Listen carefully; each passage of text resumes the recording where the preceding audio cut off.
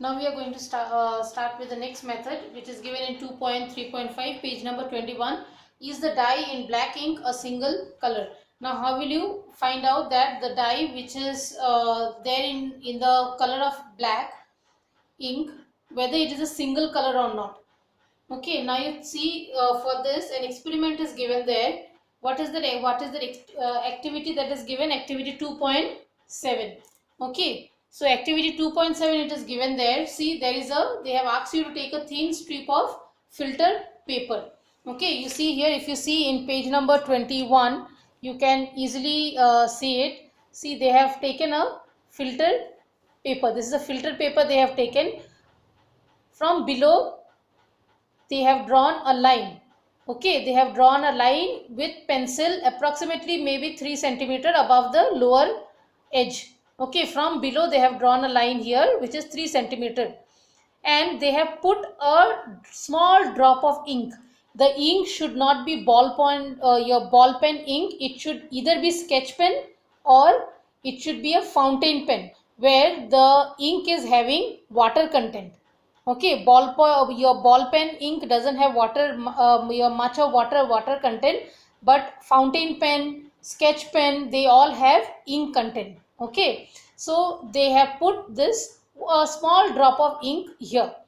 Okay, and then what they have done, they have put this filter paper into this jar which is which is having water. Okay, which is having water, and they have fixed this, see, with the help of clip, that is paper clip. They have fixed this your filter paper in the jar, and they have left it undisturbed. That is, they have not touched it after they have used it. After they put the filter paper inside the jar, they have not touched it. What you will be observing after this is that the ink has got water. As I said, it should be either sketch pen or ball pen. It should be either sketch pen or fountain pen, not ball pen. Okay, so when the ink that is being used has got water in it, okay, and the dye is soluble in it. So what happened, as the water rises on the filter paper, the dye particles, the water will filter the dye particles and take it along with it. Okay, and usually dye is a mixture of two or more colors, and this the colored component is more soluble in water, and it rises. In this way the color gets separated. Now this process of separation is known as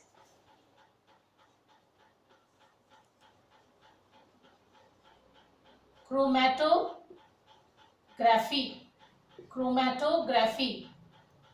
Okay, this process of separation of components of a mixture is known as chromatography, and this has derived its name from chroma. Chroma in Greek means colored. Okay, chroma in Greek means colored, right? And this technique was first used for the separation of color only, and so the name was given as chromatography. And this technique is used for the separation of solutes that dissolve in the same solvent, like ink and like dye and water. Okay, and now,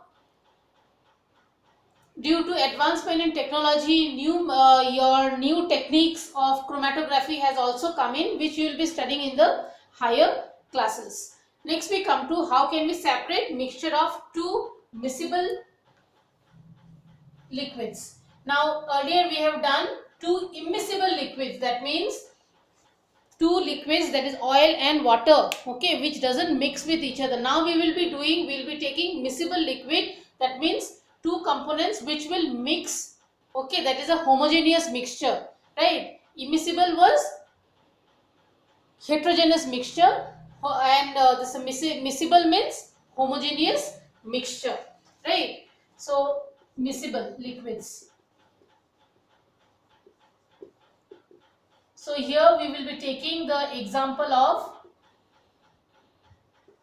acetone, and water.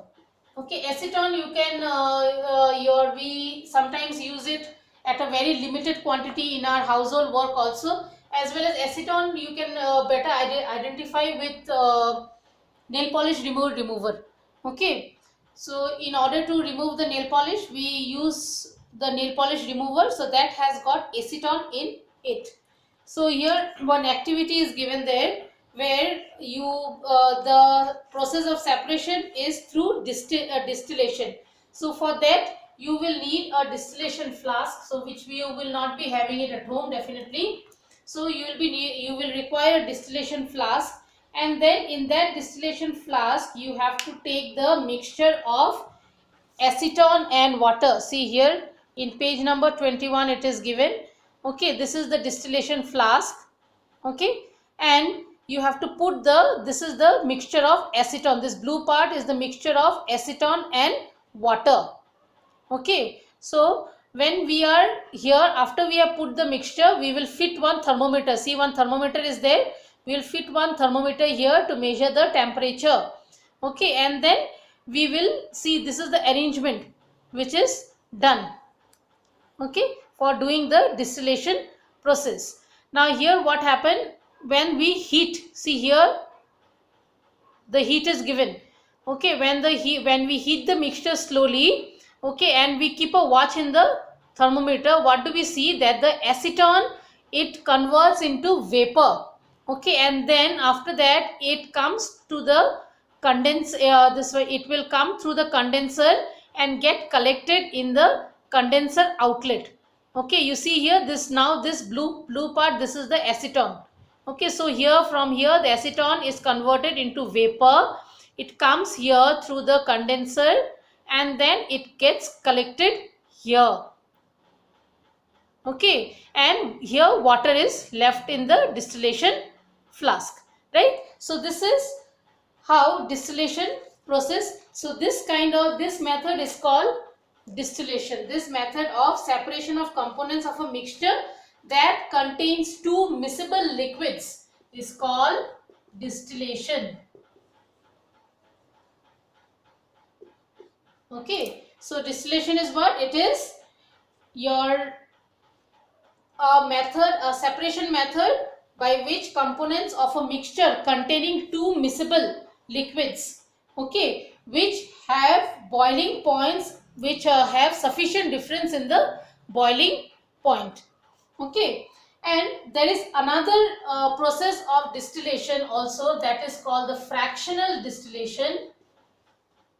Fractional distillation. Now what happens here is that in the earlier one we have seen that they have sufficient difference in their boiling point when it is distillation.